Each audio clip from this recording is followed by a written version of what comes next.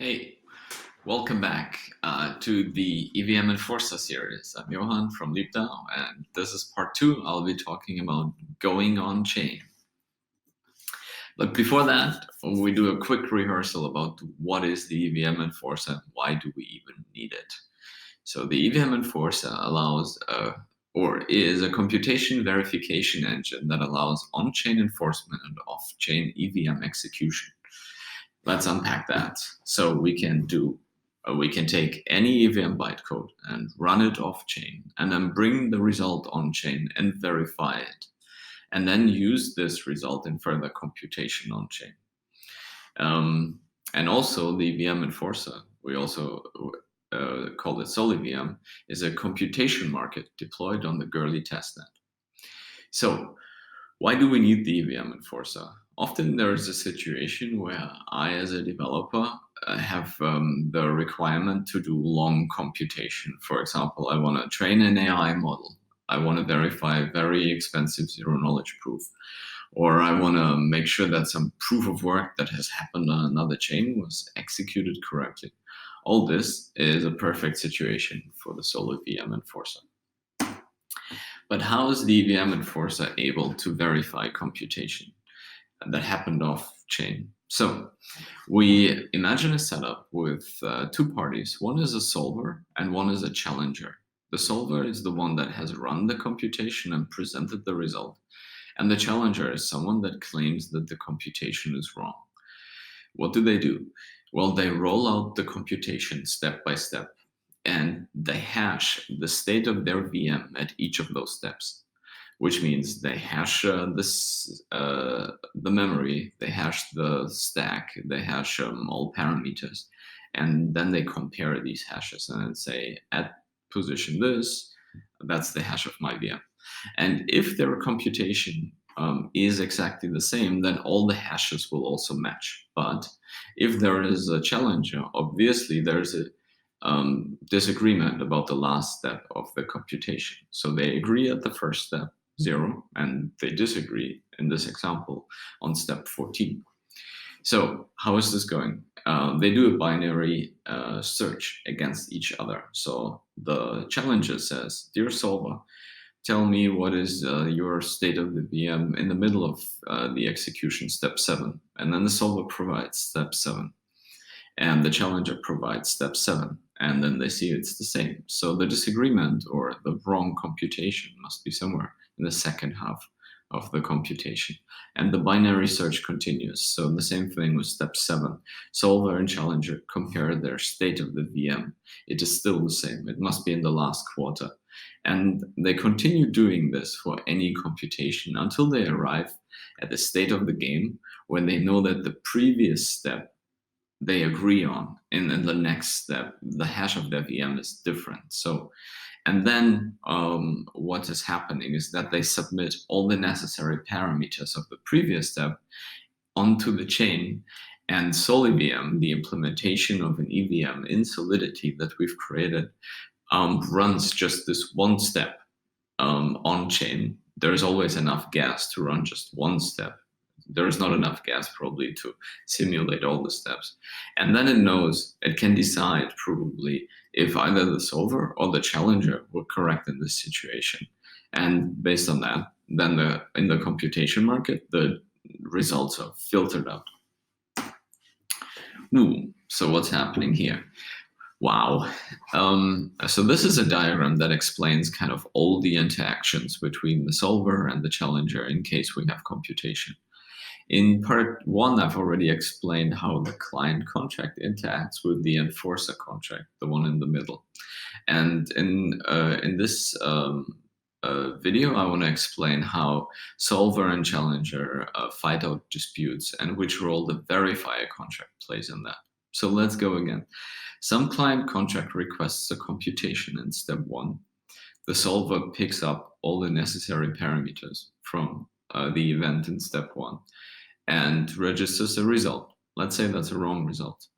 Then the challenger sees this registration, also computes his result based on the information in the event in step 1.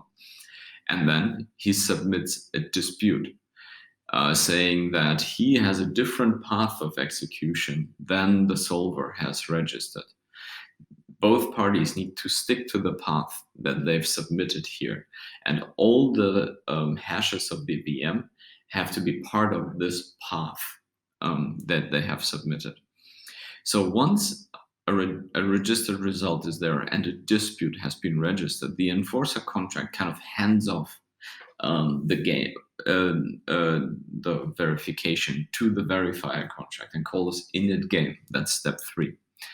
And in init game, basically, the verifier contract triggers the solver and the challenger to post hashes of their VM at different steps of the computation.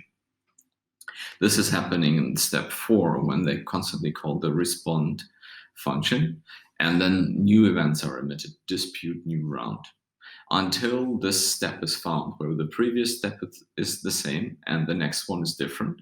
Then SolEVM is run, the right result is computed, and that result is submitted to the enforcer contract in step 5. Of course, it can happen that the solver or the challenger drop out of this interactive game, and then obviously timeout will be called, and the party that timed out will lose this interactive verification. And then the client, after all this has happened, can call get status on the enforcer contract and read the result that is remaining. So the results that are correct should be the only ones remaining in the result array. So I'm handing over to Max, who will show you how to actually deploy contracts and run them on the Goerli Testnet. Bye-bye. Hey, this is Max from LibDAO, and now I'm gonna show you how we can deploy our computation contract on Goerli network. So, just to recap, last time we have created this super simple smart contract which computes a sum of two numbers and then returns it. And we're gonna use it for creating a computation request on our enforcer contract.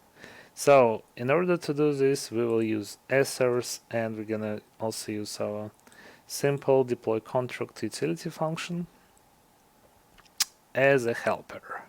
So I have written 3 different scripts. One of them is called Goerli client deploy, and this is super simple stuff. So we have our simple mass contract already pre-built from the last time, so we're gonna grab that one, pick up some network name from environment, pick up some keys from environment and restore wallet from it.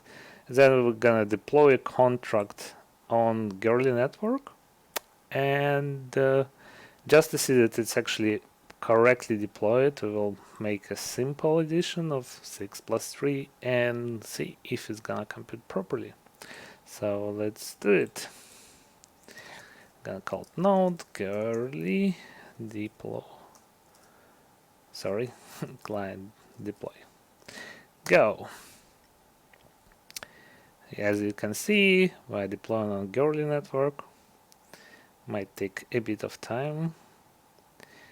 Definitely this is slower than do it on your local machine, but still should be pretty quick and finish the deployment about now, I guess. Right, yes. So as you can see, the contract was deployed at this address, and as we tried to compute 3 plus 6, the result was properly returned, and it's 9. Good, good. So the next thing we're gonna do, we're gonna grab this address and pass it inside of our second script, which will make a computation request on the enforcer contract, which is deployed on Goerli network on this address. So pretty much the same stuff. We're grabbing the network, provider, private key from environment, restoring wallet. Then we're creating an instance of the contract with assers for simple mass. We will need it later to get access to its interface. Then we're gonna create an instance of enforcer contract. So we can call a request method on it. Then we gonna listen on 4 different events that our enforcer contract gonna emit. One of them is requested when computation request is received by the enforcer contract. Then we have registered when one of the solver will register its result. Then we have dispute initialized when one of the results that solver provided would be challenges by the another solver and thus becoming challenger.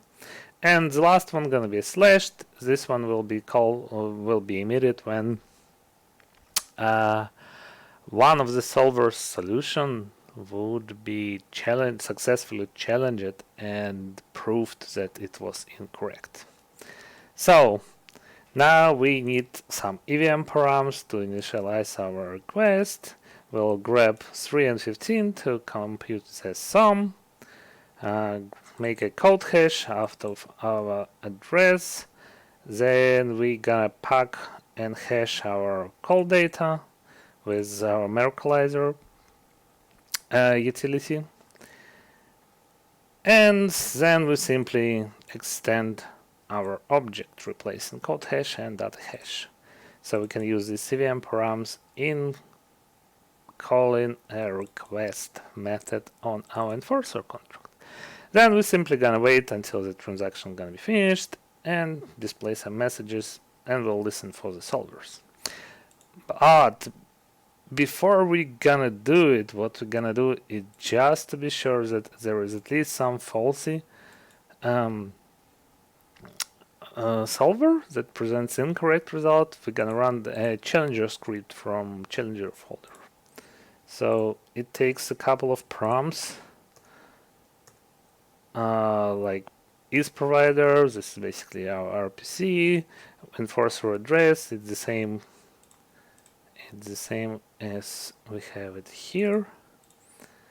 And then we have private key, and the last flag is that this solver gonna be stupid, so he would provide incorrect results. Let's do it. So as you can see, the wallet was created, restored from the private key.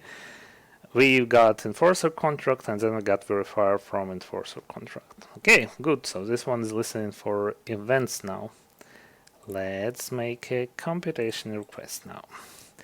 Node Goerli client request. Press enter.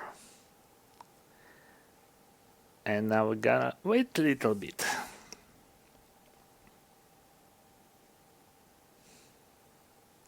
So what's it doing now? It's sending a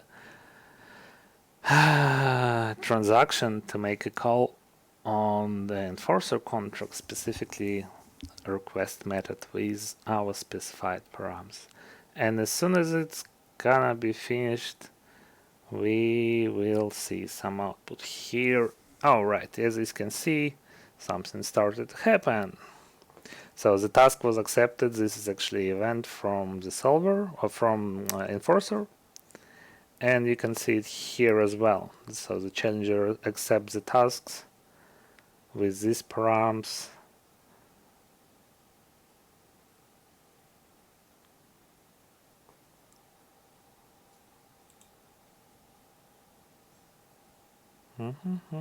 Right. So now you can see that the solver registered its event, its result. So we can see task hash here, and the result is a correct one. And you can see also that execution result was challenged because our challenger would try to dispute it. And as you can see, we see that the poker dispute game started here. So challenger and solver will try to defend their execution, so going back and forth.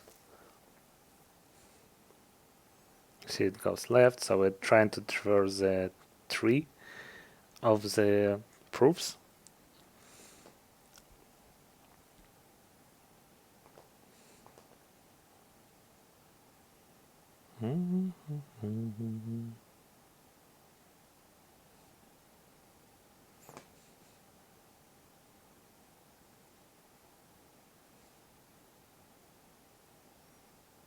In the meantime, while we're waiting for this to finish, what we can do is we can just a second, show an explorer. Yes, right, this one.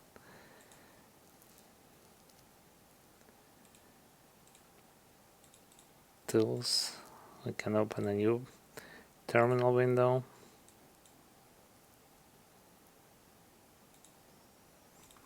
And call our third script, which is called Goerli client status. Oops, sorry. Not Goerli client get status, right? Let's call it. And what we can see is a current status. So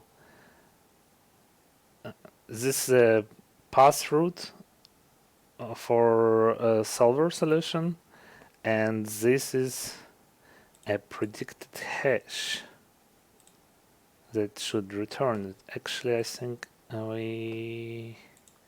Right, so 315, and here we're trying also 315. Right, so as you can see, currently the result in computation provided by one of the solvers is incorrect. So we're waiting while one of the solvers would make a proper one.